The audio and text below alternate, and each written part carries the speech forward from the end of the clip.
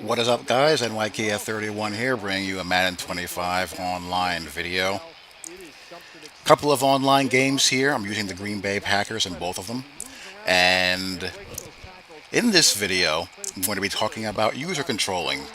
This is a topic that comes up in conversation from time to time regarding the skillfulness of user control, what makes a good player or a skillful player, what's the best way to make an impact on the game or be engaged in the game, yada yada yada.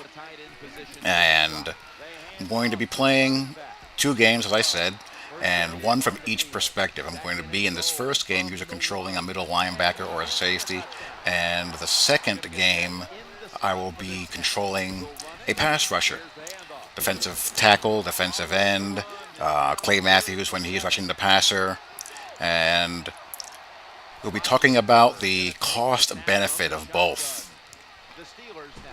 and the impact of both. And when I talk about this, I'm very hesitant to paint people with a broad brush because I don't necessarily think, and some guys may disagree with me with this, I don't think that just because you user a defensive lineman means you're a bad player or you're not a skilled player. It's just a different way of playing. I've gone against people that are, good opponents who are using their defensive linemen. I've gone up against good user control players with linebackers and safeties and bad user control players with linebackers and safeties.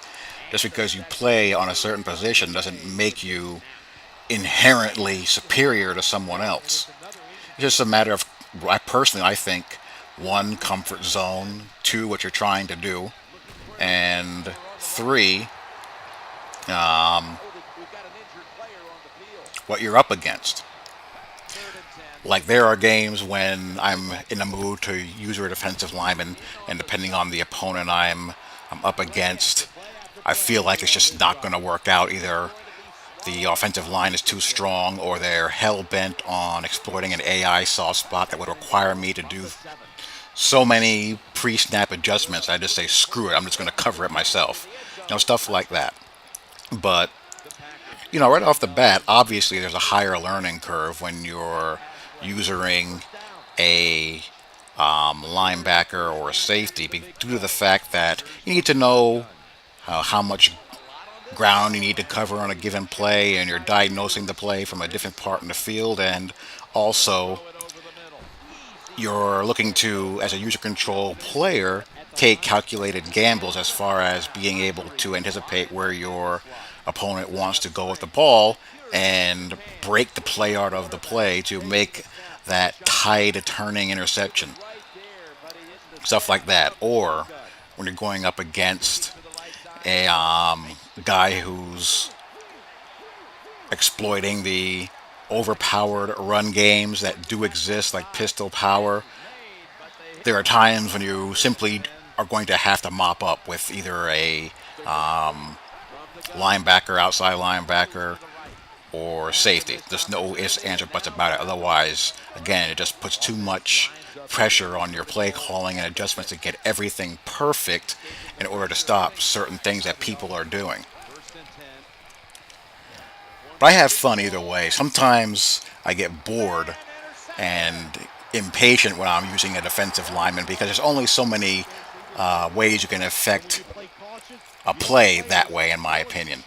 I think the best thing about using a defensive lineman is that you can pretty much eliminate the HB slip screen game if you're good at anticipating, or not really anticipating, but sensing, hey, I'm unblocked, I'll be fine the halfback. When you get a feel for that, you can make the slip screen pretty much unrunnable, which is definitely a positive. And you can also, on outside runs, if you're using a defensive end, you can really set that edge and force them to cut back. I also find it faster to make my pre-snap adjustments from the defensive line spot. But again, the downside of using a defensive lineman, for me, I feel, is that you really just have to have everything set up perfectly every single time. And At least in my observation, it seems like when I'm controlling a defensive lineman, my opponent benefits from more AI miracles.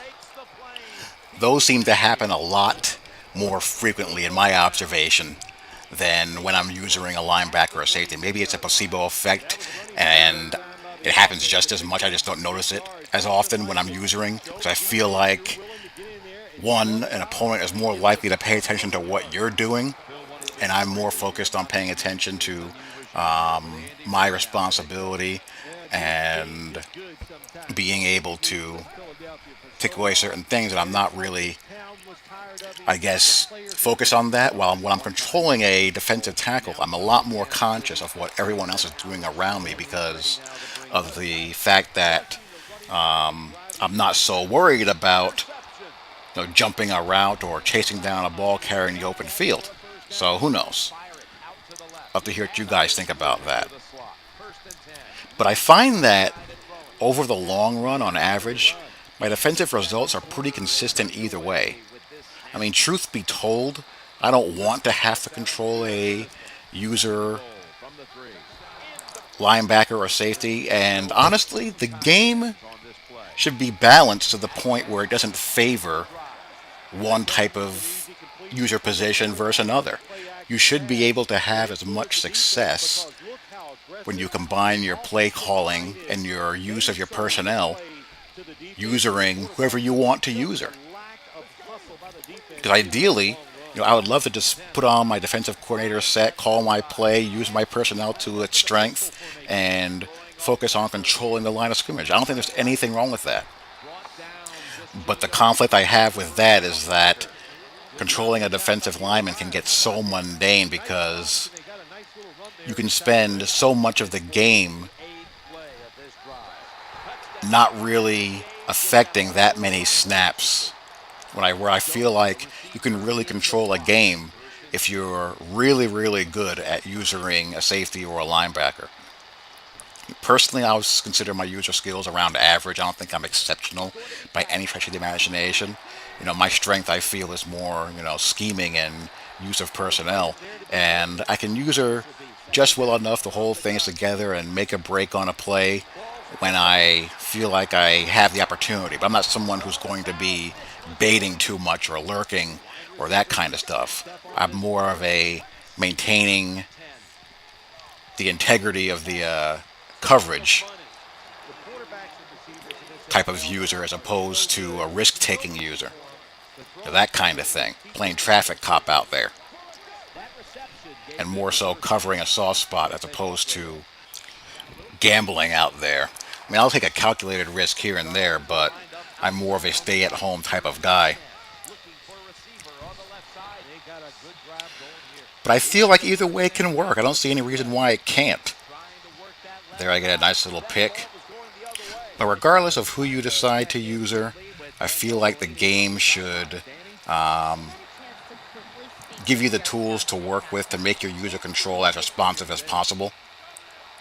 Sometimes that's a problem in this game where you can be pressing triangle or Y to go for an INT and it doesn't respond, or SWAT and you don't get a response. Sometimes you're not responsive when you're trying to do a move with the sticks when you're controlling a pass rusher, and you kind of feel like you're stuck in mud. Things like that can need to be cleaned up.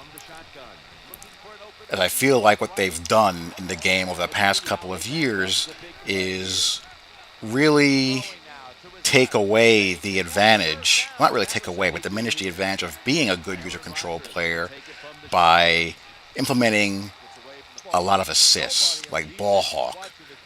Not nearly as bad as it was last year, where you can just basically hold down triangle or Y and run around with a guy and go for an interception at will, it seemed like, and CPU assist to help you steer your player and stuff like that.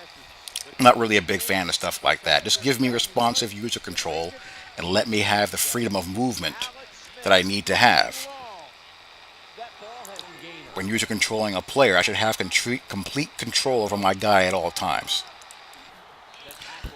Just give me fluid, seamless control over my guy, and I'll do the rest.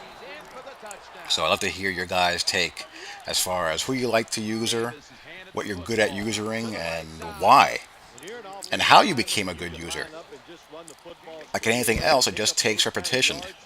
It's a game, but just like anything else in life, if you want to be good at something, you have to practice it. If you're committed to playing on the D line, you really have to get into the nuts and bolts of your playbook and pre snap adjustments and practice your moves and block sheddings, just as you would if you're user controlling a safety or a linebacker. You have to get a feel of how your player moves and practice on maintaining your zone responsibility and not over pursuing plays, knowing when to go for a wrap up tackle versus hit stick, and all that kind of stuff. That stuff never changes. So like anything, practice makes perfect. And I feel like no matter where you settle on playing, as long as you are committed to it and get those reps in the lab or playing people, you'll eventually see the fruits of it. It'll always end up paying off. So here, this game, I think you see some pluses and minuses here with my user defensive lineman control, and also you saw the first game where I was using and was able to take away what he was trying to explain. There's that AI miracle I was talking about. Remember, it just seems like this kind of stuff happens more when I'm controlling a defensive lineman. Those bailouts that just make you want to just pull your hair out. But I'm not in any fear of losing this game. This game is over. This guy tried to pull every trick in the book. Wonder how it feels to have to play like this and still take that L. Can't feel good.